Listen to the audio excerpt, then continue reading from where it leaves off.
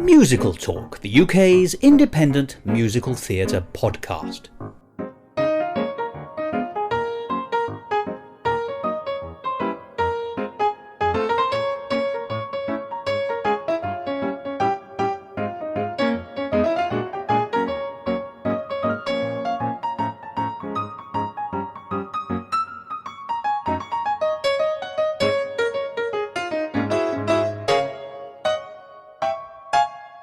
Hello and welcome to another edition of Musical Talk. I'm Thos and I'm just about to open a parcel that's been sent to me. I don't know what's in it, so let's have a look.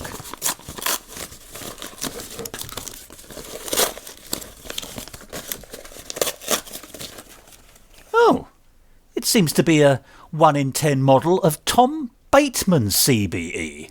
What do you mean you don't know who that is? He's a senior British Army officer who only as recently as September 2022 was appointed to become a Major General in charge of the 1st United Kingdom Division of the British Army. So this is, as you'll have appreciated with a groan, I'm sure, the very model of a modern Major General. Well, enough of that, I'm sure you'll agree. And on to the business of the day, which, as you will remember from last week, is our second episode about the wonderful Kander and Ebb musical, Curtains, allowing these two episodes together to be collectively known as A Pair of Curtains, and not to be mistaken with that other great work of art, The Drape of Lucrece, by William Shakespeare.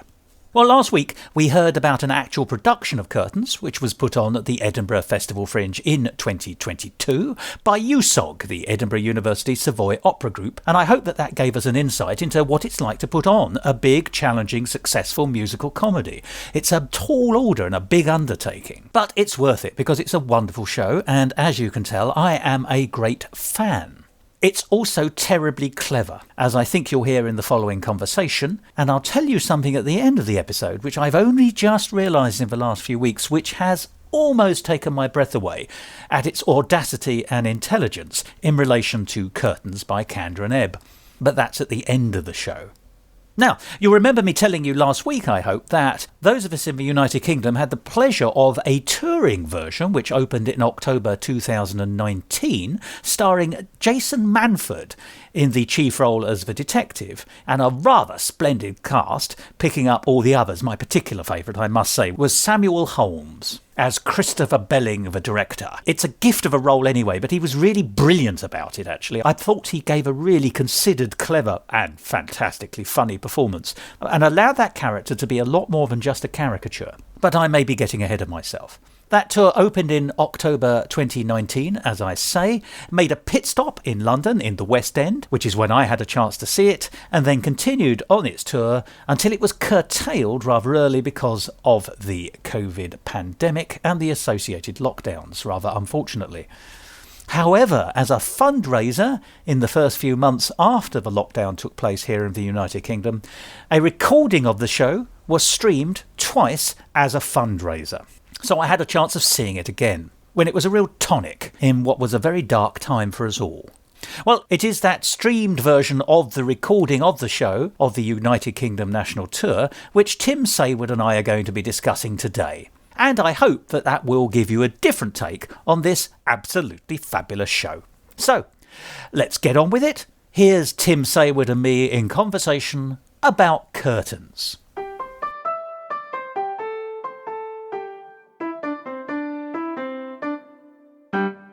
Musical Talk, the UK's independent musical theatre podcast.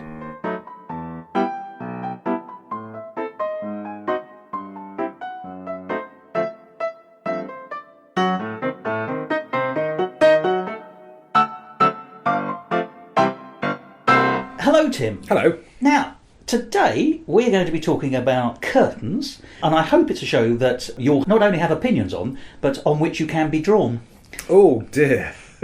That's a terrible start. Yes, it really is. So cancel the podcast at this stage. We can only get better from there. Yeah, I suppose that's true. Goodness. Yes, Curtains. It's a Kander and Ebb musical, isn't it? It is. I mean, in one way, it can claim to be their last great musical, even though things like the Scottsboro Boys came afterwards, because it was the one they were sort of principally working on when Fred Ebb passed away, of course. Yes, that's right. And famously, I think... I assume he finished it, had he, or not? More or less, but I think there were a couple of songs or a couple of lyrics where Rupert Holmes, the book writer, and John Kander got together to sort of finish it off. Right, okay. But it's the last one he really had a long and strong handhold on. Yeah. As I say, there are other shows which have come since, including the Scottsboro Boys, which is amazing. Yeah. And I don't know how much close involvement they both had in the development of that, and whether it was already work had been principally done before Curtains came along. But Curtains is, if you like, it is the curtain call for Fred Ebb in some way. But we're going to be talking today about the video version of the London and national tour that took place in 2019 into early 2020. A tour of which was curtailed ever so slightly by the end of the... Yes, curtained. In fact, it was curtained, wasn't it? By the whole curtains thing. was reached, yes, because of lockdown. But quite early on in the lockdown period, the people behind it very kindly put the show online a couple of times as a fundraiser. Yeah. And gave us all a chance to see it again. But obviously a recording of a live theatrical version of it, I believe recorded quite early in the run before it had reached London. And that's what you and I watched together. Now, you didn't know Curtains, I think. That's right, yeah, no, I didn't. I had never been drawn to see it. You've taken the one pun that's available. I shall have to pull myself together. Hey! Yeah, so I hadn't ever seen it before. I was aware of it at the time. It was sort of written or done on Broadway, I think, first time. Yeah. And I think the sort of distinguishing feature of it that was talked about at the time was it was that rare thing, a whodunit musical, which are generally considered to be very difficult to do.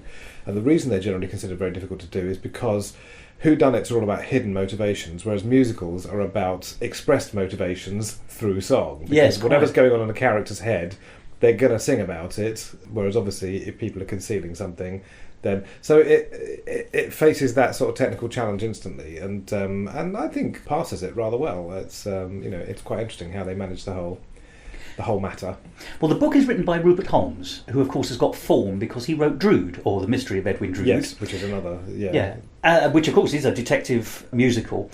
And of course the solution there is a very different one, because there isn't a murderer, as you probably know. The gimmick is, because the original Dickens book is unfinished... Oh yes, that's right, you don't know what the ending would have been, yeah. So it's written in such a way that the audience votes at the end of the show as to who they think the murderer is, from the clues, speech marks that they've been given, and then each of the characters has got a song that they have to sing if they are selected on the night. Oh, no. It's a very neat solution. I have seen it several times. Very much akin to the Clue film, in fact. Yes, actually, that's a very good point. They rerun the ending a few times to demonstrate that it could have been this person or that person.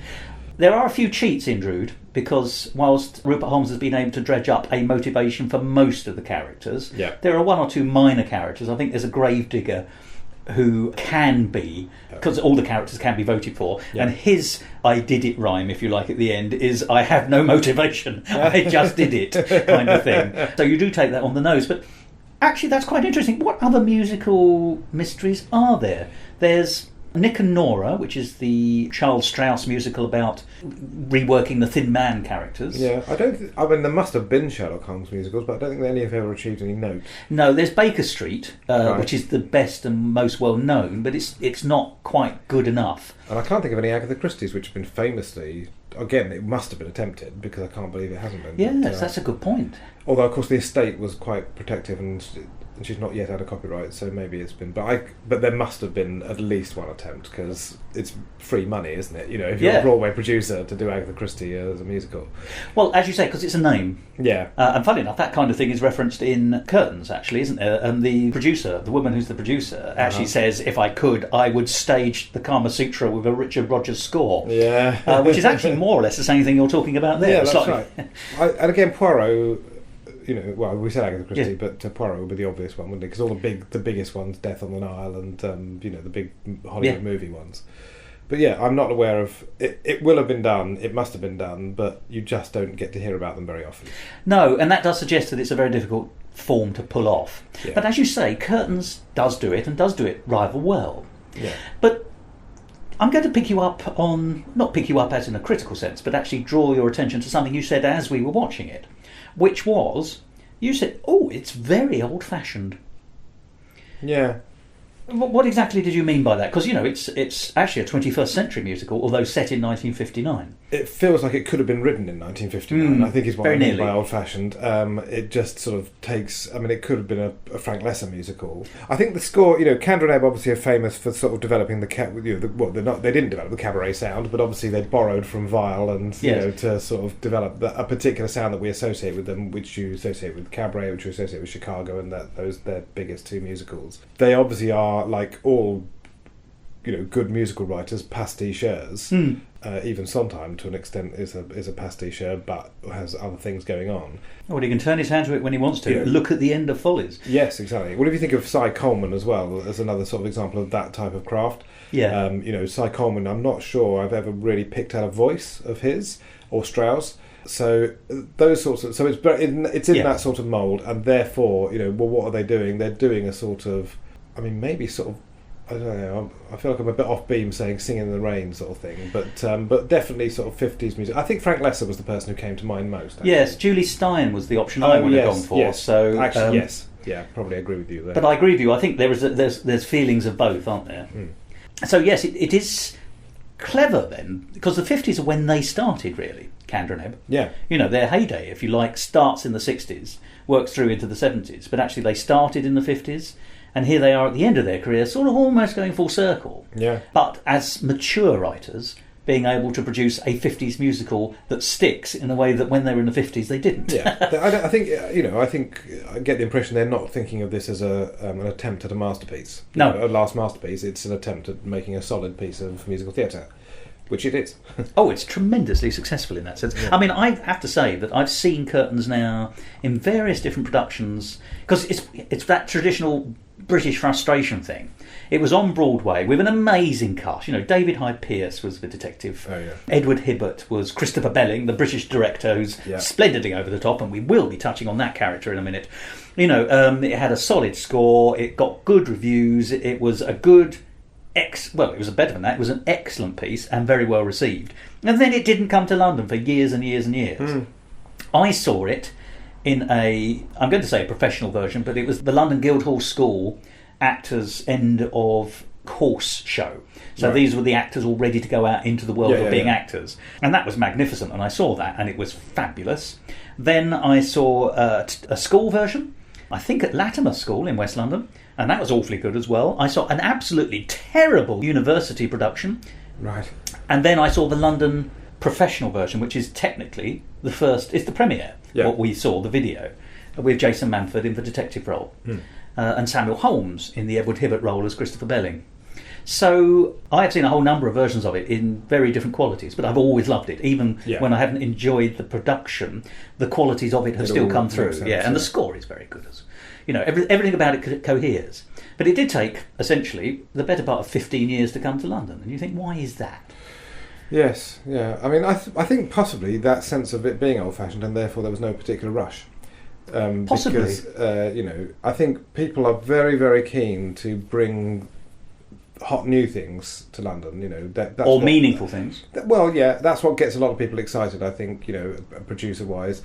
Things like In the Heights and those sorts of things. People were very keen to do the first London version of and that, Hamilton, and of course, Gettle and all these sorts of musical theatre, glitterati, and so I suspect this just didn't have quite that sense of urgency about it, because it's like good solid show, but not an obvious hook unless you have a celebrity. Yes. And it's like, what's the selling point? It's sort of like, yes, obviously it's a good show is a selling point, but then again, is that enough? It isn't enough. It's never enough. Which is ironic, isn't it? Because we got the Scottsboro Boys, which was the show after this, came to London first. Which I think was because that was making a better pitch at being a sort of last masterpiece or a last sort of significant... important. And important, yes. Yeah, this isn't about a important social issue that people would engage with. It was very interesting, the Scottsboro Boys, just to digress for a second, because I think we were sort of on just the very tipping point of when you couldn't really have accepted a white writing team for a show like the Scottsboro Boys. Oh, right, okay. And probably now, I don't know how many years later we are now, 5, 10, whatever we are, I don't think it would have been in with as much of a chance. And I think obviously partly it was because of their pre-existing reputation, but it was able to be picked up as a show on that topic by white writers.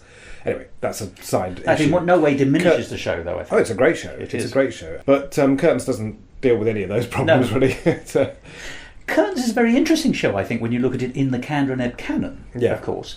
Because when one thinks of the Kander and Ebb canon, rightly or wrongly, you generally think of telling a story through the prism of a form of theatre or production. So, you have cabaret is done through the prism of a cabaret show, a Yes. Weimar Republic cabaret show at that. And Scotsborough Boys has the framing device Of the minstrel. Exactly. The minstrel tradition. Yeah. Kiss of the Spider Woman does it through the prism of films. Yes. And, of course, Chicago does it through the prism of vaudeville. Yeah. That is, we can see that. That is a very distinctive... Well-established, yes, thing, but they do. convention, But whilst this is a show within a show, because the characters in it are putting on a musical... Yeah. It isn't actually telling you the story through the prism of that musical. No, that's a really important point, actually. You're right, that they sort of... and other shows do similar things, like Barnum, for example, uses the conventions of circus all the way through to tell a story that ultimately only ends up in the circus in the final song. Yes, you're right, yes. And so it's a sort of staging convention, which is the kind of thing you see in Hal Prince Productions, Barnum being one, and Cabaret, of course, being another. So, and I don't know if Chicago is or not, but anyway, clearly there's a trend. So, and Sondheim uses the same device as well, because Pacific Overtures is that, among other things. Sweeney Todd is arguably that, among other things as well. Although not quite so self-consciously theatrical in that case. No, I think not. But certainly Pacific Overtures. So yes, it's a very oft-used thing, and it's a very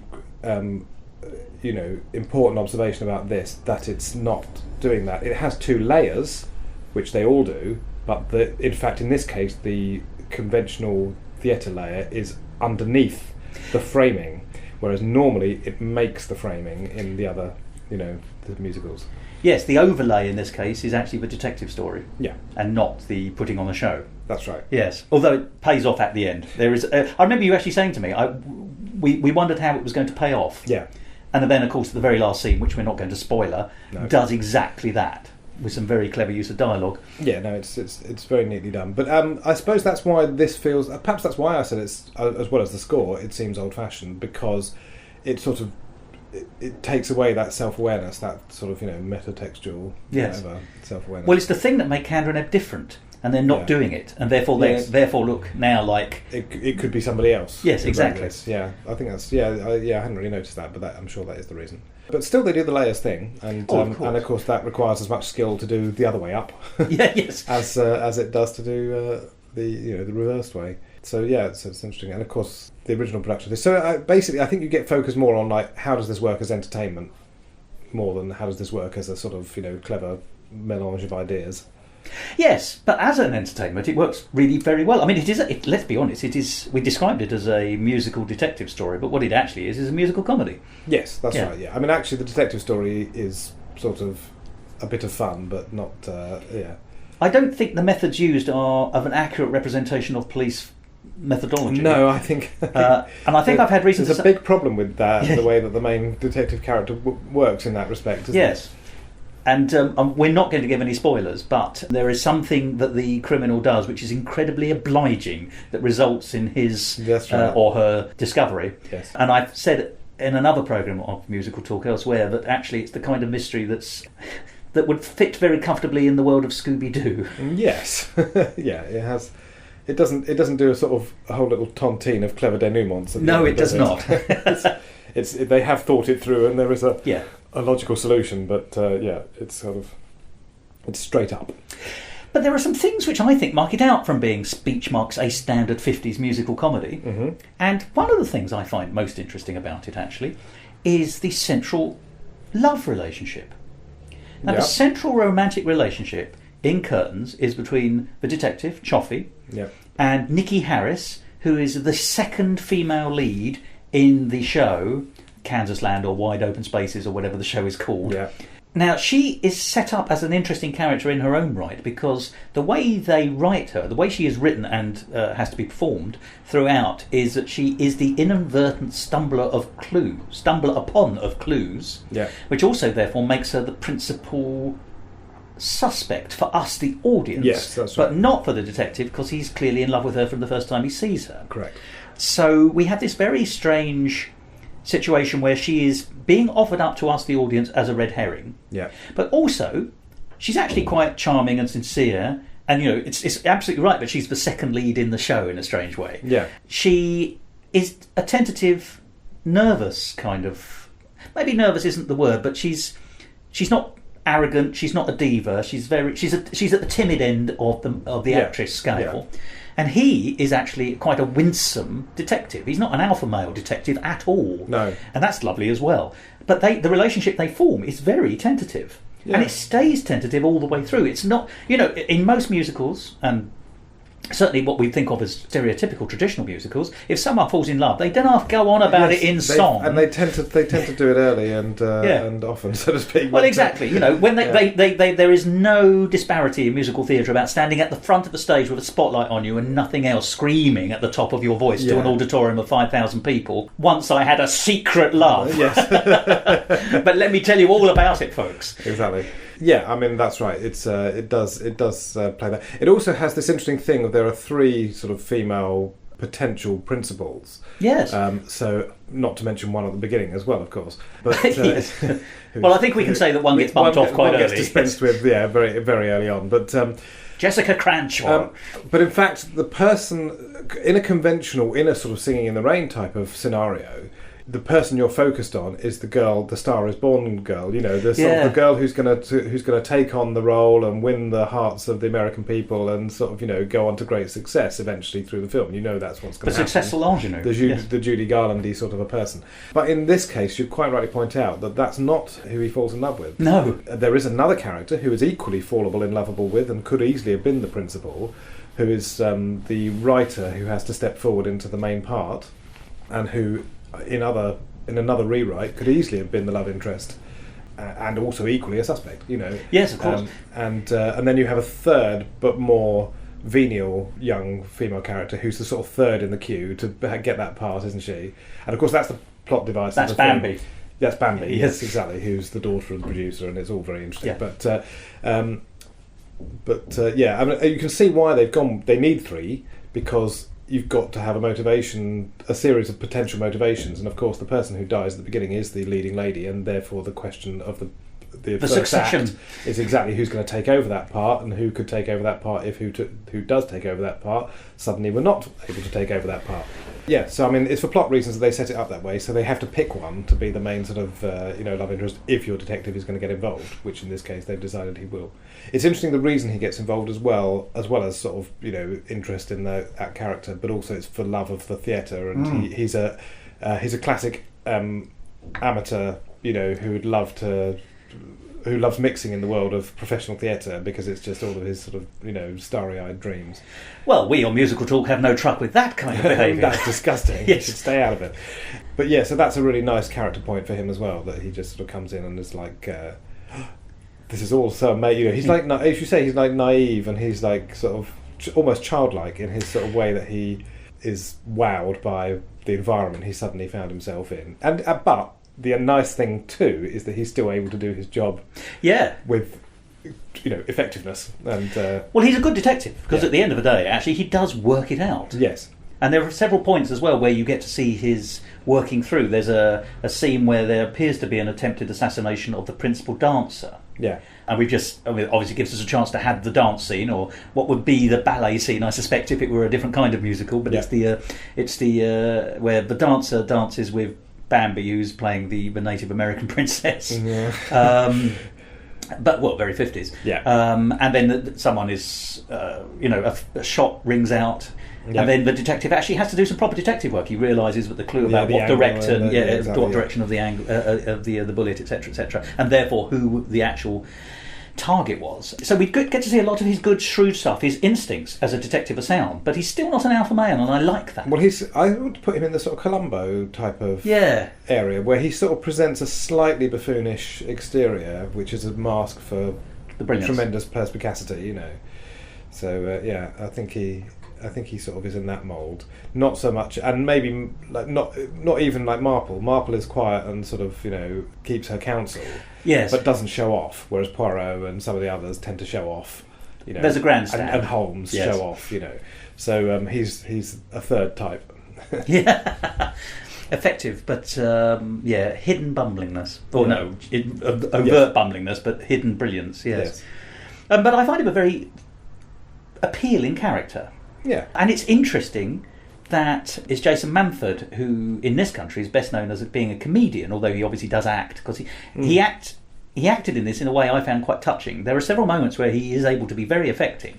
I'll tell you the one I like the best is actually when Nikki, the young lady he's interested in and who's interested in him, asks him about his day-to-day life and living. Yeah. So he's a single man who works on the police force and has more or less married the police force because that's his thing, except when he has 2 weeks off every year to appear in his local amateur dramatic show. And then we get a song where he talks about, it's a nice life, I'd give it 2 cheers. There's some nice lyrics here. It's a little bit grey, but there's nothing wrong with it, but there's nothing very exciting in it. And then as he reminisces about the 2 weeks where he's the star, then he comes to the front of the stage with other actors who have appeared in this sort of fantasy as he's telling it, to take their curtain call with him in the middle.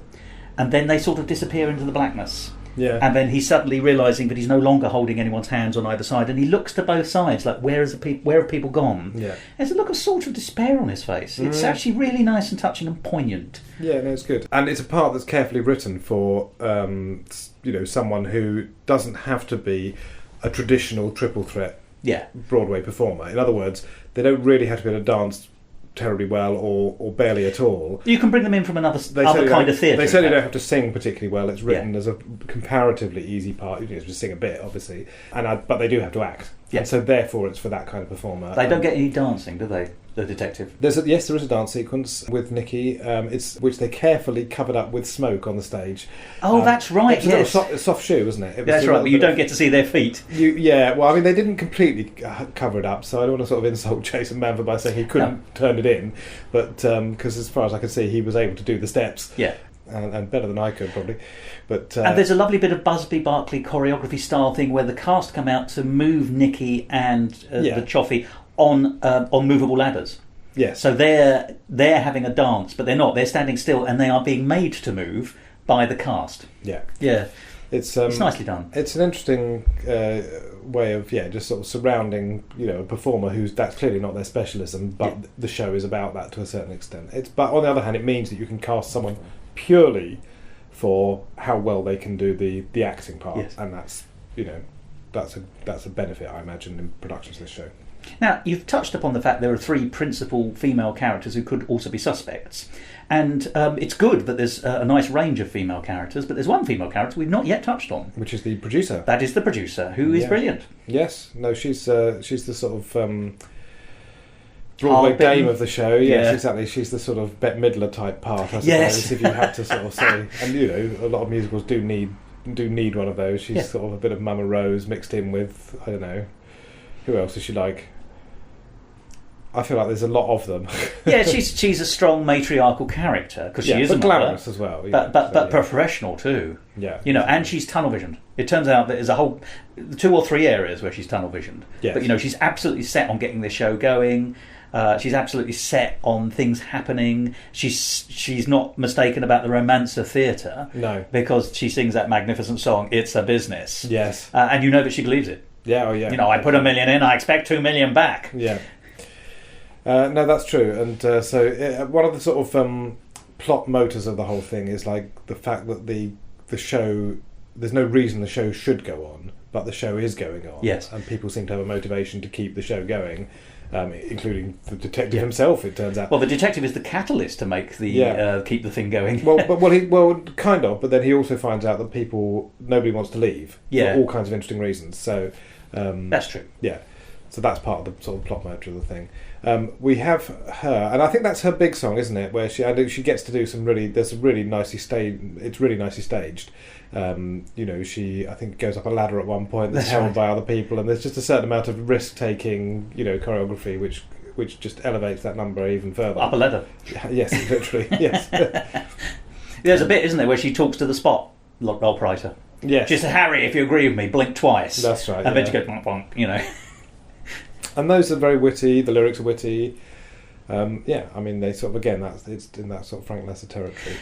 Now, this brings me on to something I think is very interesting about this show. This show does have an element of cake and eat it at one level, because the song It's a Business, which is one of the great show-stopping numbers in the piece, is, if you like, the anti-showbiz anthem.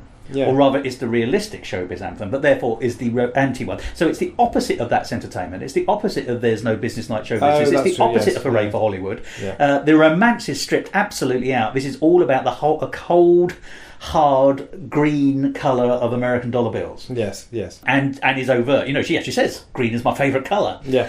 So that is the anti-showbiz anthem. And you think, that's clever, because no one's actually written one of those before. Good audition song. Yeah. And yet, the show at the same time also has the show Show People, which is the latest entry in show business anthems, because that puts all the romance back in again. There are no people like show people, is essentially what this song is. It's no business like show business, but for the people. Yeah. So it's the separation of the business and the people, which is a distinction very rarely is made, I think. And yet, so there's the pro and anti-anthem in the same show. Well, I mean, I think that's the detective's perspective, isn't it? I mean, he sort of, loves them all and thinks they're amazing people. So I guess it sort of comes from his perspective on the whole matter. And ultimately, perhaps hers as well, interestingly, because, I mean, there is, all interesting songs are interesting because the character is saying something they don't actually fully believe. And that they have different motivations which are more complex than the thing they're trying to sort of say is the thing they're doing. So I think actually that number does work a little bit on that level too. Like, yes, she does get it as a business, but actually is that really the reason she's there? Perhaps not. You mean she loves it really? Yes, and of course there might be other hidden motivations. Of course. But it's interesting, isn't it, who gets to sing that song? I mean, it's an ensemble piece, so everyone ultimately gets to sing it, but the purpose of it is to persuade, for the most part, the cast. When the original actress Jessica is murdered, and there's a suggestion that the show needs to close because it's got terrible reviews, the cast are all, for whatever reasons has become clear in the plot, quite happy that the show is closing, and they're all keen to get back to New York. Because they're not in New York, I think they're in Brooklyn, aren't they? No, Boston. They're in Boston. Yeah. And so it is the detective who's come in who starts singing. There's a special kind of people known as show people. Yes. Because he is in love with the profession from outside. And I think that's right. I think most of the cast have sort of fallen out of love with the profession at some point, but they're stuck in it, sort of thing. But the people who then join Cioffi are, exactly as you say, the producer. Yeah. And then the backer, who's the chap he's actually a businessman he's a tailor, isn't he? He runs a firm of clothing shops. That's right. And yet he's also in love with it enough to then join in that song. I mean, obviously he wants the money return. And then the director, Christopher Belling. So what's telling to me is all the people who sing the song are not the actors, but they're all the people who are connected with show business in a slightly different way. Obviously the director and the producer in particular are hands-on, but they're not on the stage. No, the backer is there, and so is the detective, and then the others are drawn in. Yeah, I don't necessarily see a scheme behind that, but maybe there is one. But I think they just like to have around, just these slightly sort of cynical middle-aged voices that sort of can do these wisecracks. Really, I mean that sort of seems to be what a lot of those characters are doing. Plus, of course, you need the only stakeholders, as it were, that we don't see in the whole thing. We never see any technical crew. They're left entirely, or musicians. They're left entirely out of the off stage. I mean, literally, musicians, obviously. I think just to avoid too much complexity and having too many things. Actually, when you have a large company, it's quite complicated to understand. Like, there's a lot of people involved, so you don't want to have too many suspects.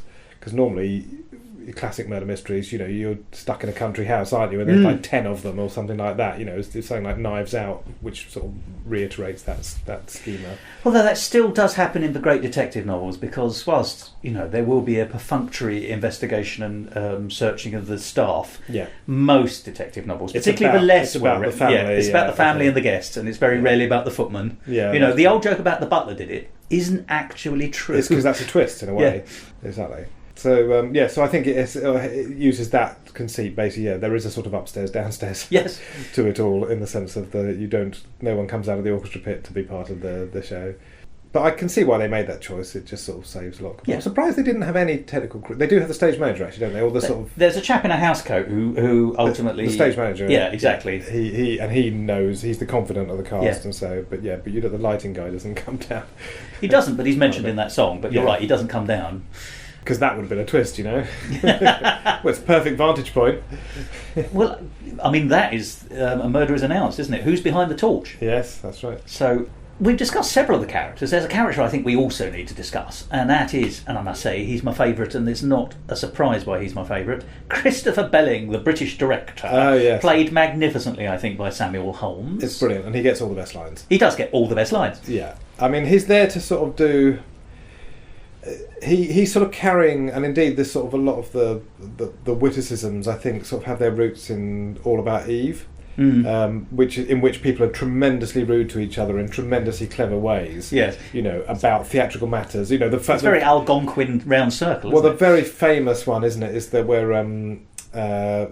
Betty Davis is criticising the author or something like that, and or you know, or saying, I want to change this line. He's saying it's Shakespeare. He's been dead for 400 years, and she says all writers should be dead for 400 years. Yes. It's just that wonderful sort of combination of total lack of logic and you know, sounds great, and it sounds great. Yeah. And so I think he has a lot of those. I can't actually quote you any of them, unfortunately.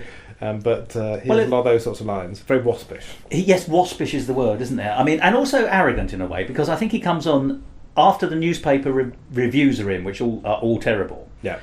When on the opening night, because of the night that Jessica is murdered, just after the performance closes. So, and he says, "Is there no limit? Is there no limit?" And you think he's angry. Is there no limit to my genius? Yes, that's right. You know, I mean, that's just a good example of the arrogance. And then later on, you were talking about examples of where he's a bit more waspish. I think Bambi has been particularly tiresome at some moments, so he just wanders on stage and says, "If the murderer is looking for a second victim, could he start now with Bambi?" So, something like that, isn't it? It's right, yeah. He knows how to sort of puncture a moment and yes. but also and draw attention to himself. Yeah, exactly. And here's the interesting thing. I think that character is so much more than that. I really love the Christopher Belling character. In the original Broadway production with David Hyde Pierce from Frasier, you had Edward Hibbert from Frasier, right, who played Gil Chesterton, who was a kind of British, yes, pompous, fake British kind of actor, or radio presenter in that case. He played Christopher Belling on the Broadway stage originally, and he set the tone. You know, he got every laugh, and he did it brilliantly, and you can hear it in the recording, and you can see it in the bootleg, because there's a bootleg you can find occasionally, and he nails it to a T. But it's very difficult to see that he is going much further than that. That's not a criticism of his performance. He's taken the tone and he sets the tone for the next 20 years. Yeah. I think Samuel Holmes has done something slightly cleverer, because if you look at the way the character is written, I think he has some redeeming features which are forgotten.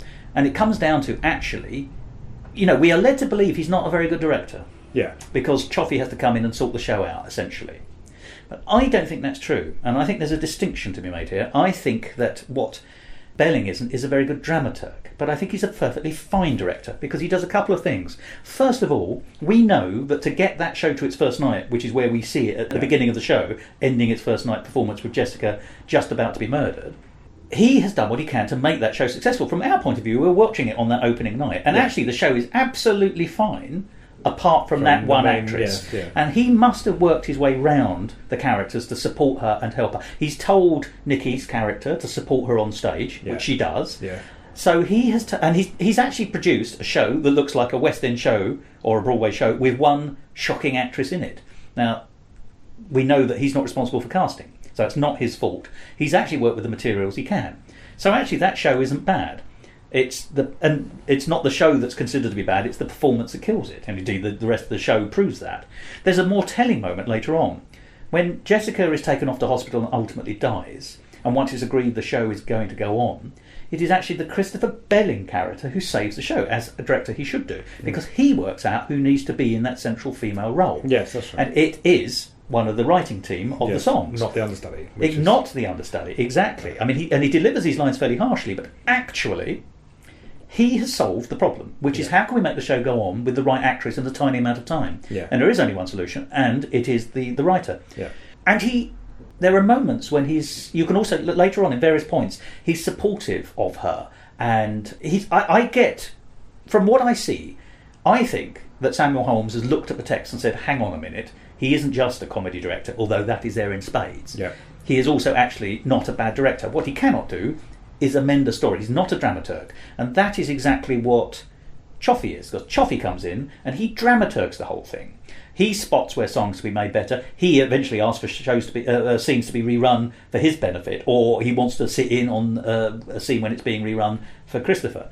So, and it's a distinction. But the interesting thing is a distinction that most members of the public have no idea what a dramaturg is. No. They know what a director is. Yeah. They think he wears jodhpurs. They know and has. Well, no, they do. A lot of people think a director wears jodhpurs and speaks through a megaphone. Yeah. It's all Cecil B. DeMille cartoons, basically. Yeah. But they have an idea of what a director is. No one really knows what a dramaturg is. And therefore, to the popular conception, or popular perception, Cioffi is coming in and redirecting it. But he's not redirecting it at all. He's re-dramaturging it. And I think that's a really distinctive difference and needs to be recognised. And I think Samuel Holmes has spotted that and has really, therefore, broadened the character of Christopher Belling, I think, to give him some depth, to make him a real person. But I believe Christopher Belling is a director. I think he's a very good director. And obviously it's also mentioned, isn't it, previously, that he's got a string of shows that have been successful beforehand. So there's nothing actually in it about him being a bad director. It's just that we're led to believe that. Must go back to the rant over. Now that you've mentioned the him coming in and responding, saying how brilliant, how brilliant I am. That first number is great. It's a really daring way to begin a show because it's basically a sort of lambasting of critics. Oh. And it basically sort of excoriates them in every conceivable way, and it's just like what a great. I mean, the fact that they're Kander and Ebb would have helped because, of course, they've already won all their sort of laurels for their career, and so they've got nothing to lose, have they? And so, effectively, just to open your show, you can imagine the tension on the opening night, or the amusement, presumably, as the front row critics all there sat there listening to a total sort of. Explosion of their profession. Well, it's the song, isn't it? What kind of mother would like a boy like that? Or whatever. Exactly. Or whatever. It's just beautifully done. And, although they twist it too, don't they? When they find a good review. What's that? They suddenly the that's last verse right. is, Yes, and then it turns. That's right. Yeah. Oh, what a brilliant man. Yeah, exactly. For having such perspicacity and genius. To see the how good the show was. But there's several other critic bashing moments in the piece, isn't there? Because later on, I think Cioffi says to the producer, you have to treat every night because you never know who's in the audience. You could have critics, and then they all break the fourth wall briefly. They all sort of look out nervously to great effect. Yes, and also, of course, we see a critic as well who comes in and is probably the least. He's the least likeable character. Yeah, in it. Yes, exactly. So it's definitely a little bit of daring. Maybe that's the reason nobody dares to open this show at the moment. In case the critics fight back, exactly. Yeah, it's a little bit of a sword, leaves the sword. I think most people, I'm sure all critics would take it in good part. Yeah, but it's an interesting aspect to the show, I suppose. If you were a very nervous producer, you might sort of think, this could sink it before it gets going. I read it more that we're all in the family together. Kind of thing. I think it's affectionate. Yeah, I do too. Satirising. But there's no harm. And it's great because they're the people who, they can answer back, of course. Yes, of course. they're the few, you can criticise anybody in your audience, but the critics are the ones who can defend themselves. We keep coming back, by the way, to how good the score is. It's both melodically wonderful and witty in its lyric writing. It is. The music is not innovative, and it struck me as the sort of work of work that could have been done by a number of different composers. So I suppose that's where I was sort of not disappointed at all, but where I was just like, why is this a Kander and Ebb musical? It doesn't require John Kander to do it. But however, a great deal of his scores, when you look at the other musicals, are again just carefully worked out pastiches of the right kind of thing. And the lyrics are very worthy. They are very witty, and the rhyming and just getting the jokes out is a really difficult task that is very seldom done well. And actually, Fred Ebb is. He's a master. He's a rare person who can do it. Yeah. There aren't very many. And one of my favourite songs, yet another one of my favourite songs, I should say, because I like so much of this score, is the Act 2 opener, which we both remarked on, which is the one where the cast are all trying to sleep because they're all locked in the theatre because they're all suspects. And little groups of them are trying to work out who the murderer is. Yeah, that one, yeah. And what is fabulous about it is, first of all, it's a high energy number to get you into Act 2 with the energy levels back up. and we're talking the audience. It's a quick recap as well of who everybody is and what their motivations might be. Absolutely, it's full of jokes as well. Yes, everyone is saying can't. Each verse is introduced by two characters bumping into each other because they can't sleep. I think this is the one they pulled out and did on the Tonys. I've got a vague recollection of having seen that particular number before. Well, I wouldn't be wonder surprised. if that's because it was extracted for the Tonys. I might look that up later. Well, as you say, it partly tells you what the plot is, and it's also a good song in its own right. Yeah. And it's an ensemble piece. Exactly. So each time you see two different characters bump into each other, trying to work out who they think did it, and they all, they can't sleep because there's a murder in their midst. Except when Christopher Belling is one of the people in to introduce the third verse, and he isn't worried at all about being murdered. He says, "You can't sleep either." He says, "Knowing someone in this cast is trying to change my blocking." It's a self-absorbed director's position, isn't it? But the song itself is grand. Each of these little couples comes up with another possible suspect, and then all the other cast suddenly burst out from behind the clothing rack where they're sleeping or wherever it is, and sing, he did it, and then they sing the song. And then it always ends with a hanging lyric. So it's the rhyme scheme is sing, but he'll end up going to sing. They have to sort of add the second syllable or a hoose, gal. That's a nice little feature there because it's And what it is, it's interesting, isn't it? But I think it's playing with good and bad lyric writing. Yeah, it's you as the audience are invited to say, look, it doesn't quite work, but we're inviting you to enjoy this with us. Yes, and that then by doing so, you've actually brought the audience into how clever it is. It struck me, and who knows if this is true, that they'd come up with one brilliant line that they loved, but it did have that particularly egregious problem of not having enough syllables in the melody, so that you had to add one awkwardly on the end.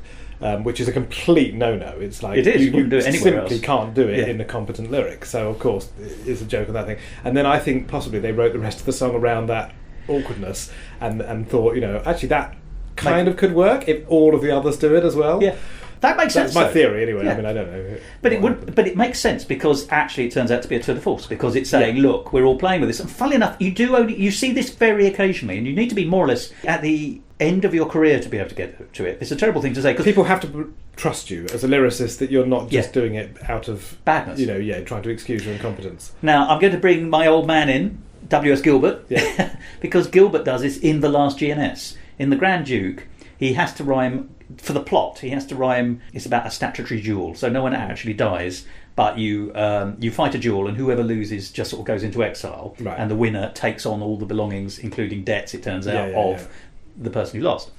So when the man who is explaining the statutory duel rules, which are historic, so he's reading from the statute, he talks about it's done on the game of cards. So it's simply who gets the high card wins, who gets the low card. So he who gets the lowest becomes a legal goest. It is a bad rhyme of ghost. But then Gilbert does that thing where, in the next couplet, he then goes on to explain, but it's written in such a long time ago, that the ghost is written goest. I see. So he has his cake and eats it. And there's an element of that here. But Gilbert was, as I say, it's the last Gilbert and Sullivan. Yeah. So people knew what they were getting with Gilbert. You knew what you were getting with Kander and Ed by 2003 or whenever it was. Yeah, of course. I like that playfulness. Yeah. And the only other the only other lyricist I think who can really get away with that kind of thing is Ira Gershwin. Yeah. Because Ira Gershwin, I think I may have mentioned as we were watching it, sang the I Sing. Well, there's lots of examples throughout his songbooks where he will shorten words and expect you to join in. So he rhymes. There's one song where he rhymes "you're a dish" with "you're delish." Yeah. So and a swonderful. They're all concisions as well. I mean, I'm not giving you good examples here, but he knew that you could play. It wasn't just. Cole Porter is very clever at playing with meaning in songs. That's where his wit comes from, and Ira Gershwin can do that too. But Ira Gershwin also understands that you can actually play with speech marks the physicality of the words, and that's what you're getting here. It's nicely done, and that is a very good song. It's a very well written song. Very difficult to take out of context, but in a way, assuming the Tonys did do that, but that worked very well. And I think that was probably one of my favourites actually. That particular number, just because it's well constructed, it does a lot of work. Yes, it's quick. It's a company. I mean, it's again quite rare. A company number where everybody's singing the same lyric at once, and it's plot relevant. It's and you can hear it. You can hear it. You get things like that with Into the Woods and those sorts of things at that sort of speed. But it's a challenge. It's a company patter song. It is, which are hard damn to difficult. love. Yes, exactly. Yeah. Now, you said that John Kander is pastiching, and of course he is. But there are several elements which are absolutely Kanderish. Yeah. There are several orchestrations which sound Kander and Ebbish. Well, there's at least one Chicago moment in there, isn't there, with a sort of dunk, dunk, dunk, dunk, Yeah. dunk, dunk, dunk, ba-dum, like in all that jazz sort of thing. And that says Kander all over. When you hear that. Well, it says Vile, but of course it's Vile via Kander, yeah. But there is also an absolute 100% Kander and Ebb number. Now, we were talking about earlier on, the traditional formula, if there is such a thing for Kander and Ebb, which is to tell your story through the prism of something else. But there's also, rightly or wrongly, an association of, I'm going to use the word raunch, but sort of sexiness in a Kander and Ebb score. It's a bit more bump and grind, partly because of the orchestration, but also the way it's written. And you get that, of course, in spades in Chicago in particular. Yeah. That is a bump and grind show. That is, you could probably do a burlesque version of Chicago very easily. I'm sure it's been attempted. Cabaret actually is quite raunchy in its way. Yeah. Well, it has certainly got Don't Tell Mama and those sorts of numbers, So it's not missing from their canon at all. This show doesn't really do raunch. But there is one number where they do what I think of as an absolutely archetypal Kander and Ebb song, and it's the one where Fred Ebb is having a lot of fun with the lyrics, and John Kander is creating a kind of sort of bump and grindy kind of number, and that is and that's That Away. Yeah. And the conceit of this is, it's a song from within the show, so it's a diegetic number. That's right. Is that they're rehearsing the scene in the bar where the lead woman, who's by now the recast writer of the lyrics of the show, is singing a song That Away, how she wants to try and capture the mysterious Rob Hood, who she's fallen in love with and no one knows who he is. The sheriff who comes from the west or the east or whatever it is. The east, I think, but it doesn't matter. And the song with all the other women who are wearing what I think I've called basques. Yeah. And they've got sort of red satin tights on. Yeah, and things it's like that. Wild West, classic Wild West. Exactly. Dress, basically. And they sing this saucy number with a comic lyric. So the lyric is lots of rhymes of that away, essentially, or this away and get away, and some of them are a little bit fake, but that doesn't matter because you're swept away. I think it's reported that the women say, "I want to make the guys say at away instead of at a boy." Oh yeah. Okay. But actually, it goes past so quickly, but you're just too busy enjoying the. Do we know this is one of the Fred Ebb songs, or it is, I believe, one of the Fred Ebb songs. Yes, and there's a counter melody sung by the chaps a little bit later on. And so the women are all doing this kind of splits on the table sexy stuff while singing this song, and how they want to sort of basically sort of sex back the men in their lives, as it were. Yes. And then because the dance is purported to be so erotic, the men all start singing their chorus, which is as rude as it's going to be actually in the show. Yeah. Which is they start talking about having an erection. Yeah. They dance, the choreography is hiding their erection, and they talk about what's this thing swelling in my pants. Which of course in America is their trousers, but in Britain is actually even more profoundly underpantery. But so actually there's two things going on there. There's male sexual arousal is very rarely mentioned in musical theatre. In fairness, that's true. Actually, yeah. Yes, yeah. It's not often around. Not as explicitly as that. No, exactly. Exactly. It's an overt reference to an erection. Let's be honest. And then the women are doing their raunchy dancing. So you've got this raunchy number, and it's a huge amount of fun, and it means nothing because it's not plot relevant. I love it. I think it's a great song. It's a showcase number. It's a throwaway. But it's a throwaway showcase. Isn't that an odd combination? I mean, I suppose you could argue there's just a series of points that you just have to hit rhythmically in a musical that's shaped in the way that sort of conventional musical is, dream ballets and what have you, I want songs and so forth. And so long as you hit them in one way or another, you're there. From which level it comes, it doesn't sort of matter. But obviously, I think there is you do have a desire that everything counts and that everything sort of contributes, even if it's a diegetic song. Yeah. Which normally they do. So, I mean, you could actually argue that's a slight weakness that they didn't quite manage to make that one earn its place in quite the way, despite being a perfectly good, number. I mean, I don't think sex is an interesting sort of distraction at that moment because, I mean, obviously that's one of the many traditional motives for murder. It's it sex, is, money, cream passionelle. love. Yes, exactly. Which has nothing to do with cream. No, that's I've discovered. Yeah. disappointing. I asked my milkman for some cream passionel and he wouldn't give it to me. I think possibly you were lucky in that respect. But well, at least he didn't give me his red top. no, indeed. Moving on. Yes, no. There's a number of possible routes we could get there, but I'm currently. I'm thinking milkshake is where I'm going with this. Away, it brings all the boys to the yard, but yes, it's not actually deployed very heavily in the show, so it doesn't sort of link very clearly to anything. We do have love as a potential motivation for potential suspects, and we certainly do have money as potential motivation for potential suspects, and those are the main two that are in play, I would say. Yeah, there's also and ambition. Yeah, that's true, and avoiding blackmail. Yes, that's true as well. Yeah, exactly. Yeah. Which is a sort of ambition flipped on its head. But what that song does do, of course, is it reminds us. What it does, I suppose, quite effectively, it takes us back to the show that we're in, i.e., the show that we're watching, because it actually reminds us about the Wild West thing. Yes, actually, yeah, and that's a relevant thing that we need to pay attention to occasionally. Now, I want to talk about one more song, which is the song that ultimately becomes the big number of Act 2, actually, and is the one where most of the dramaturgical improvements made by Cioffi come to be seen by us, the audience. And that's In the Same Boat. So, in the show that we're watching, i.e. the sort of the Oklahoma rip-off, which is the show being put on, the song In the Same Boat is the 11 o'clock number in that show, and it's recognised all the way through that it's not up to snuff somehow. Yeah. It's fine, but it doesn't cut the mustard. So, because the lyricist has been commandeered to join the show, the composer has to go off and write a new song at a moment's notice. Write me a new version. And so, in order to save time, because now he's also lyricist as well, he writes a new melody over the orchestration he's already got. Yes. And therefore new lyrics, and so we see that, and it's not quite good enough, so he's sent off to do another one. Yes, and then later on, eventually there are three versions of a melody that fits over the same accompaniment. That's right. Now you recognise that immediately. Yes, it's like Chekhov's gun, isn't it? It is. But do you know this? I think this is really interesting for those of us who know musical theatre and know that will often happen. Irving Berlin was the master of that. Yeah. There's a song called "You're Just in Love" from Call Me Madam, which is possibly the best known version, but he did it all the time. You two different melodies sitting on the same bass. Sure.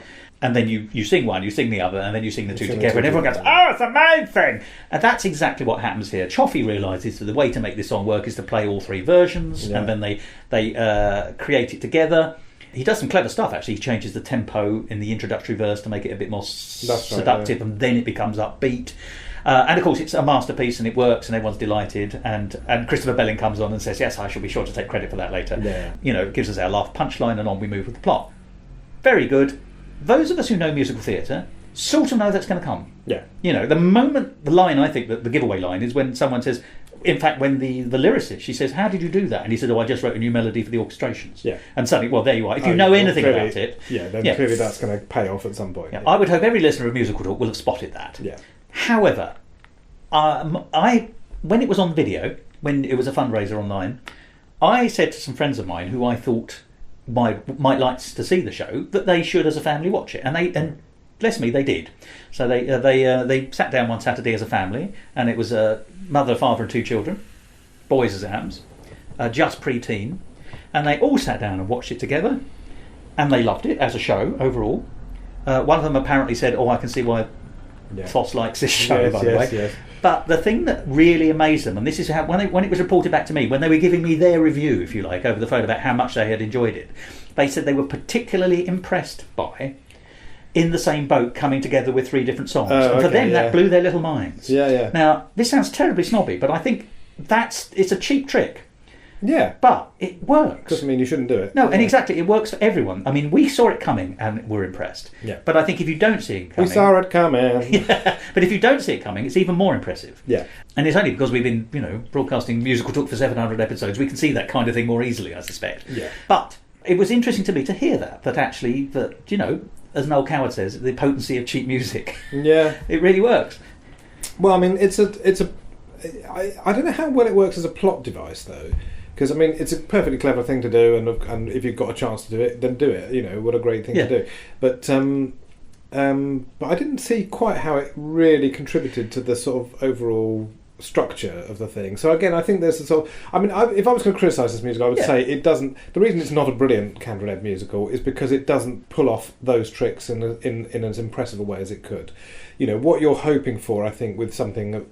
with writers of this caliber. Stratum, this caliber, is that they would... that the denouements would be, astounding, that the score, the show within the show, would integrate so beautifully, or just echo or reflect the real life, as it were, circumstances of the upper level of the show, and it doesn't quite get to that point where everything gels so sort of incredibly that it really does blow you away as a show, in the way that you do get with other things. It doesn't have any revelatory denouement, I agree. No. Apart from the whodunit, and I think that's built right. In. And I think that's a structural. whodunits, the best whodunits, which are not musicals, obviously they do deliver what did I call it earlier, a tontine of revelations. It's not just like the one thing, but then 5 or 6 or 7 things slot into place as they're beautifully revealed. And it's a heck of a tall order for a musical to deliver on that. Yeah. But and therefore it doesn't quite. Yeah. And the same goes with the sort of the formal structural things of we have this musical within the musical, and the musical. I'm trying to think where I've seen this before, but usually a musical within a musical or a show within a show, in later years anyway, perhaps not so much in the Singing in the Rain era, or even the Mickey Rooney era, but once you sort of get to a certain stage of musical theatre evolution, usually the show within the show, as in Hamlet, has something to tell. Has something that illuminates the or even the show out with the show, which is the same thing. But Cabaret does have a show within a show as well as being the framing device. So Cabaret is the framing device. Then there's a sort of reality that's presented within that, which is the Christopher Isherwood novels, and then underneath that, of course, within that there's a cabaret as well. So, and all of the songs in that cabaret are illustrating something about the wider socio-political context. If you could see her through my eyes, and so forth. And of course, Tomorrow Belongs to Me, which lives at another level in the narrative, but which is done in the cabaret sense and at a party. And there's just there's lots of interesting things where everything echoes everything else, and so Curtains doesn't quite attempt that, I don't think. And I think it's not a failed attempt. It doesn't do it. Yeah, I would say probably doesn't do it. Yeah, they haven't put themselves under the pressure of trying to do that. Now it's interesting because I agree with you. I don't disagree with you at all. I think some of their other shows are better. I think the Scottsboro Boys is magisterial. Yeah, that is the word I'd use for it. And yet, I think if I was on the fabled desert island and I was only allowed to take one Kander and Ebb show, it would be the score of Curtains I would take. Okay, yeah. For me, it just hits my buttons. Now, I wonder if it's because it's so overtly funny. Potentially, yeah. Yeah. But also, I think there's barely... In fact, I don't think there is a Duff song in it. No. They're not all grade A songs, but there's no Duff song. No, it belongs to the next level. It's the top of the beam. Yeah. Well, maybe that's where I exist. Cause, just a very competently written shows. Yeah. It's a great show, I think. That are entertaining. Highly entertaining. Where you don't have to stop and think, I wish they'd done something different, because you don't, in this either, sit there thinking... you might sit there thinking this is very good and it could have been brilliant, but you don't sit there thinking there's nothing wrong with it. Yeah, you don't sit there thinking, looking at your watch. Yeah, I'm not enjoying myself. Well, I have to say, I think that probably brings the curtain down on Curtains. Probably does, yes. But overall, as you say, it's not the best thing in the Kander and Ebb catalogue. But my word, it's a very good thing in the Kander and Ebb catalogue, and I'm very pleased it's there. No, I'm glad they just about got it finished before that ultimate deadline, before the curtain you came down ready on Fred Ebb. So I think it's I'm glad to have seen it. Tim, thank you very much indeed. Oh, and by the way, it was who did it. I may cut that. Or, all right. No, I'll tell you what I'll do. I'll blank it. Yeah. Oh, that's good. Yeah. Musical talk. Naughty Tim. However, no secrets revealed there. And there we are. That was Tim Sayward and me talking about Curtains, and specifically the recording of the United Kingdom National Tour from 2019 to 2020. It was a brilliant show and I loved everything about it, and it was so good to see it again. So I hope that you enjoyed that conversation about it. And I will say, you'll probably have gathered that although Tim liked it, he didn't like it quite as much as I do. I really do think it's a top-ranked show. And certainly, I get more fun and enjoyment and pleasure out of it than I do out of Chicago. Now, Chicago is a fabulous show, of course it is, but I prefer Curtains. Basically, there seems to be a rule that if Kander and Ebb have written a show that begins with the letter C, then it's pretty good. Now, you will remember at the beginning of the episode I said that it was only a few weeks ago, it was around Christmas 2022, when I had a revelation. And it was to do with the show Curtains, and in particular something which had been nagging away at the back of my mind for possibly up to 10 years now, which I realised was a clue. It's a clue to part of the detective mystery. I'm not here to ruin the show for you, and I'm certainly not going to tell you the solution to the murder mystery, which is part and parcel of this fabulous show. Even despite naughty attempts by Tim Saywood at the end of that interview, as you heard, thwarted by me. I'm not here to spoil anything. But I will say the clue is a musical one, and that is what stunned me. There is a musical phrase in the show which has been borrowed from another show which is from 1959. I will say no more than that, but it's amazing that the musical cue comes from a show which was first premiered in the year that Curtains is set. And if you can work out what that musical cue is, it may direct you towards at least solving part of the mystery of Curtains. I don't think I've given anything away by saying that, at least I hope I haven't, but what it does show you is that there is so much thought in this show, there are so many things which are clever, which are hidden, which are revelatory therefore. So I was delighted when I finally realised that something that had been nagging away at the back of my mind as something I should know came into view, and I worked out what it was. And when I worked out what it was, I thought, oh, that is so clever. And it is. And I will leave you to work out if you can work out what it is. And to give you some time to do so, I'll finish this episode. I do hope you've enjoyed it. There's more musical talk in the next few weeks and months and years, and possibly ad infinitum. And that's a good thing too. We're not far off our 800th episode. Can you believe that? Our 800th episode as we enter our 18th year of broadcasting. And I do hope that we'll continue for many years further, and I do hope that you'll join us for some of those episodes, if not all of them. But everyone needs some time off occasionally, so let's finish the episode with the traditional one-word farewell, and I'm going to say it now. Goodbye.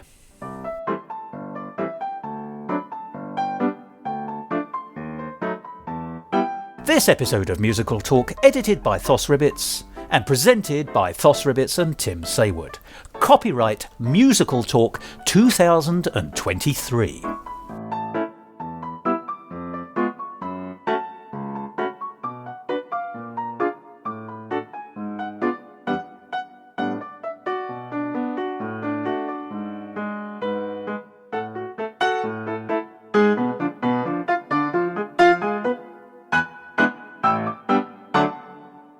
To find out more about the world of Musical Talk and listen to past episodes, go along to our website www.musicaltalk.co.uk or subscribe to us on Apple Podcasts and follow us on Facebook, Instagram and Twitter. And if you want to follow me on Twitter, you can at Musical Talk Thos. Hello, this is the level I'm going to be speaking at roughly during the course of this afternoon's symposium. I might move this over here then, if that's all right. So. Right. And that's safe for... Yes, that should be lovely. Adequate distance.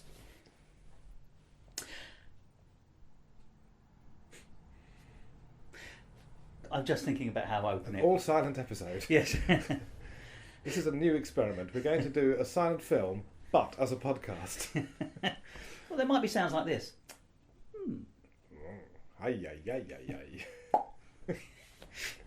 Well, there we are. And goodbye. Yeah. So, hello, Tim. Hello. Well, I'm trying to think of something that I can lead into from hello. You need to do curtains, pun. Yeah, exactly. That's what I'm... Gosh, it's dark in here, yeah, I mean... well, I think I might have something. Hello, Tim. Sorry. Yeah. Once more? Yeah. No, that was it.